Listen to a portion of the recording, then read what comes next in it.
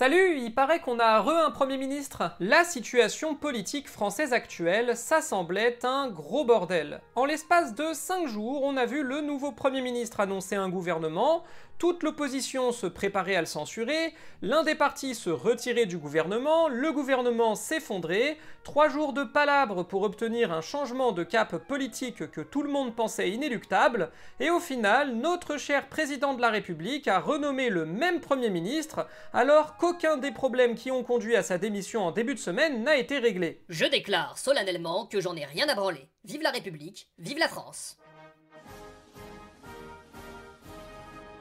Pire, la situation est telle, et Emmanuel Macron atteint un tel niveau d'impopularité, que ses propres troupes sont en train de se désolidariser ouvertement de lui pour éviter d'être emporté dans sa tombe. Gabriel Attal l'a désavoué publiquement à une heure de grande écoute. Je ne comprends plus les décisions du président de la République. Et Édouard Philippe, qui avait déjà à plusieurs reprises glissé des tacles au président ces derniers mois, appelle désormais à sa démission, même s'il utilise un langage un peu feutré pour faire croire qu'il est de son côté. Et il me semble qu'il s'honorerait si par exemple, il proposait un nom de Premier ministre, il nommait un Premier ministre, avec pour fonction d'exécuter les affaires courantes et de construire un budget, et qu'à l'issue, il annonce qu'il organise une élection présidentielle anticipée, c'est-à-dire qu'il part... Et du coup, la situation n'est plus la même. Auparavant, la coalition présidentielle était unie pour accuser les oppositions, la gauche et l'extrême droite, d'être irresponsables et d'être les causes du blocage politique. Est-ce que ça a marché? Pas du tout, tout le contraire même. Dans les sondages d'opinion, les personnes interrogées désignent largement le camp présidentiel, et plus précisément le président lui-même, d'être le responsable du blocage. On constate que depuis la dissolution, c'est bien le camp présidentiel qui provoque une instabilité politique en utilisant les règles de l'Assemblée et les antagonismes de l'opposition pour ne surtout pas rendre le pouvoir. Résultat, la question du départ du président de la République se pose, et elle se pose avec encore plus d'insistance, car désormais, une large majorité de Français sont favorables à son départ, et ce chiffre pourrait augmenter encore au vu du chaos politique actuel. Dans ce contexte, c'est la France Insoumise qui se démarque, puisque c'est le parti politique qui appelle à la destitution du président de la République et à une élection présidentielle anticipée depuis un an. Et ce que leur répondent les autres partis d'opposition, c'est pas que c'est illégitime, c'est que c'est inutile, parce que ça n'aurait aucune chance d'aboutir. Mais est-ce que ça va encore être vrai longtemps? Dans cette vidéo, on va donc se demander pourquoi est-ce qu'une motion de destitution pourrait bien finir par passer, mais pourquoi c'est quand même très peu probable, et pourquoi, dans tous les cas, ça va être très serré. Comme vous le savez peut-être, la destitution du président s'appuie sur l'article 68 de la Constitution de la Ve République. Cet article précise que le président peut être destitué en cas de manquement à ses devoirs manifestement incompatible avec l'exercice de son mandat. Et le point qui fait débat, c'est le manquement à ses devoirs. Pour la France Insoumise, depuis fin 2024, le manquement à ses devoirs, c'est le fait de ne pas avoir nommé un Premier ministre issu de la force politique arrivé en tête des élections législatives. Mais est-ce que ça, on peut vraiment considérer que c'est un manquement à ses devoirs? Parce que dans l'esprit de la Constitution de la Ve République, surtout depuis 1965, le président, il n'a pas vraiment de compte à rendre à l'Assemblée nationale. Il est protégé des motions de censure, des votes de confiance, sauf que dans le même temps, c'est bien lui qui est censé conduire la politique de la nation. Et surtout, Macron n'a pas enfreint la loi. Il viole l'esprit de la Constitution, l'esprit du régime parlementaire aussi, mais il n'enfreint pas la loi. Ce qu'il fait est légal. Sauf que justement, c'est tout l'intérêt du manquement à ses devoirs manifestement incompatible avec l'exercice de ses fonctions.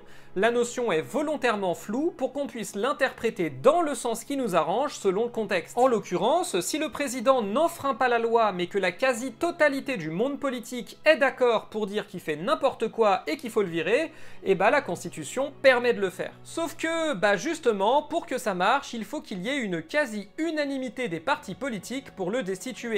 Donc pour rappel, pour que le président soit destitué, il faut d'abord qu'un minimum de députés signent la motion de destitution, que le bureau de l'Assemblée nationale juge qu'elle est recevable, que la commission des lois adopte le texte, puis que les 2/3 de l'Assemblée nationale votent pour le texte, puis que 2/3 des sénateurs votent à leur tour pour le texte, et enfin que les 2 chambres réunies en congrès revotent pour le texte. Et c'est là qu'on arrive à notre problème, le nombre de voix disponibles. Commençons par le bureau de l'Assemblée nationale. Le bureau de l'Assemblée nationale est constitué de 22 membres. Depuis son dernier renouvellement, il compte 7 députés du Nouveau Front Populaire. Oui, pour la simplicité de la vidéo, on va dire que le Nouveau Front Populaire est toujours en un seul morceau, vous inquiétez pas. Donc, 7 députés du Nouveau Front Populaire, 7 députés d'Ensemble pour la République, 5 députés du Rassemblement national et de son allié ciotiste, 2 députés pour les Républicains et 1 député pour l'IOT. Les 7 députés NFP sont assurés de voter la motion de destitution. Les 7 députés d'EPR et les 2 de LR sont assurés de voter contre la motion de destitution. Ceux qui peuvent faire pencher la balance, c'est donc les députés du RN. Sans eux, ça passe pas. Et d'ailleurs, c'est grâce à leur abstention bienveillante que la dernière motion déposée par la France Insoumise a échoué. Toutefois, si le blocage politique continue et que la pression sur le RN augmente, par exemple si Macron continue de refuser de dissoudre l'Assemblée nationale comme l'extrême droite le demande, le RN pourrait bien finir par voter pour que la motion soit jugée recevable. Même chose en commission des lois, un vote conjoint des oppositions permettrait de faire passer cet obstacle à la motion de destitution. Donc là on arrive au premier obstacle. Le Rassemblement national pourrait tout à fait voter en faveur d'une motion de destitution du président de la République. Alors pour quelles raisons ils le font pas? La raison elle est très simple, elle s'appelle Marine Le Pen. Aujourd'hui, Marine Le Pen est inéligible et son procès en appel aura lieu début 2026. Si Marine Le Pen est acquittée en appel, elle pourra se présenter à la prochaine élection présidentielle et ne devrait plus trop avoir de scrupules à destituer Macron. Et si Marine Le Pen est condamnée en appel, ça revient au même en fait, vu que de toute façon elle sera foutue et elle enverra Bardella à sa place. C'est aussi pour ça que Marine Le Pen demande une dissolution de l'Assemblée nationale. Elle a pour objectif de se présenter quand même à la députation et de demander au Conseil constitutionnel de trancher son cas, pour que le Conseil, idéalement, l'autorise à se représenter. Comme ça, elle aurait le champ libre pour la présidentielle. Donc imaginons, on arrive début 2026, Macron n'a pas dissous l'Assemblée, le RN est désormais fixé sur le sort de sa championne, et la motion de destitution est votée par le bureau de l'Assemblée et en commission des lois. Arrivé devant l'Assemblée nationale, est-ce que ça passe? Non. La gauche plus l'extrême droite à l'Assemblée nationale, c'est 333 sièges, soit 57% des voix. Donc c'est pas suffisant, puisqu'il en faut 66,6. Donc le seul groupe hors de la coalition présidentielle qui pourrait voter la destitution, c'est les Républicains, qui jusqu'ici a participé au gouvernement macroniste au nom du socle commun qui s'est désintégré cette semaine. Le point de blocage, il est là en fait. Si les Républicains décident finalement d'être en faveur de la destitution du président, c'est plié. La majorité des 2/3 est atteinte au Sénat et à l'Assemblée. À la limite, les quelques éventuelles voix manquantes pourraient venir de députés centristes. Mais je vous vois sourire derrière votre ordinateur. Les Républicains voter la destitution? Il n'y a aucune chance que ça arrive. En politique, faut jamais dire jamais. Mais vous avez quand même raison, il y a peu de chances que les Républicains s'associent à une motion de destitution du président de la République. Certes, ils aiment pas Macron, mais c'est ce parti qui a fondé la 5ème République. Donc ce serait très difficile pour eux de s'associer à une motion qui remet en question le pouvoir du tout-puissant président. En plus, eux, ils sont pas fondamentalement contre la politique présidentielle, même s'ils le disent pas trop fort. Et c'est toute la question des prochains mois. Est-ce que les Républicains pourraient finir par retourner leur veste? On peut pas savoir. En fait, maintenant que leur champion Bruno Retailleau a réussi à se créer une stature nationale en tant que ministre de l'Intérieur des gouvernements Barnier et Bayrou, il a plus trop besoin des macronistes et pourrait trouver un intérêt à les flinguer pour de bon et à récupérer leur voix. Mais il va encore falloir du temps, il va falloir que la coalition présidentielle continue de se désintégrer, que la popularité du président baisse encore, et que même les derniers électeurs qui lui sont fidèles commencent à retourner leur veste. En d'autres termes, il faut qu'une majorité écrasante de l'opinion se range du côté de la destitution, et que les Républicains jugent qu'ils peuvent en tirer un avantage politique. Et ça, c'est très loin d'être fait, mais on commence quand même doucement à s'en rapprocher.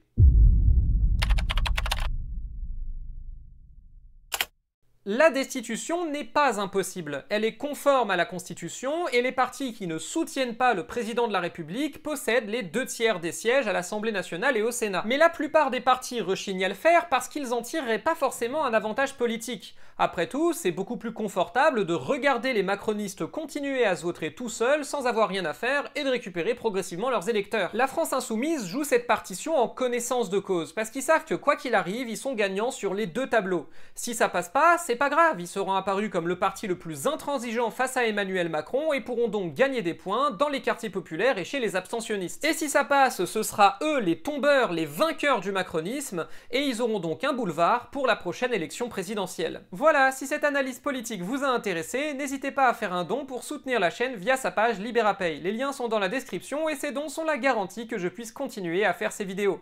À la prochaine!